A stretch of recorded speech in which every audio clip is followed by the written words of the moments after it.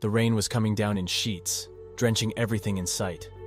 Jack and Lily's car had a flat tire, and they were stuck in the middle of nowhere. They were on their way to a secluded cabin in the woods, where they had planned a romantic weekend getaway, but now they were stranded with no way to call for help. After what seemed like hours, a car approached them. A man with a sinister grin on his face got out and offered to help. He introduced himself as Mr. Black and promised to take them to his nearby mansion, where they could wait out the storm and fix their tire in the morning. Jack and Lily hesitated, but they were cold, wet, and desperate, so they reluctantly accepted his offer. As they arrived at the mansion, they couldn't help but feel uneasy. It was a huge, imposing building with dark and eerie decorations adorning the walls.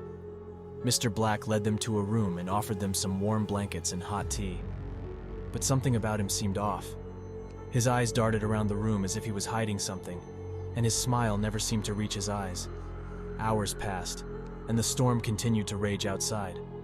Jack and Lily tried to make small talk but found it difficult to shake off the feeling that something was terribly wrong. Suddenly, they heard a faint sound coming from down the hall. It sounded like a child's cry.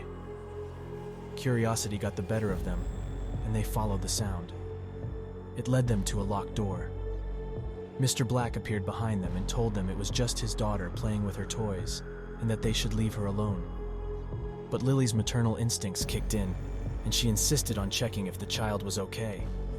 Mr. Black reluctantly unlocked the door, and they stepped inside. But what they found was beyond anything they could have imagined. The room was full of torture devices, and in the middle of it all was a small child, tied up and screaming for help.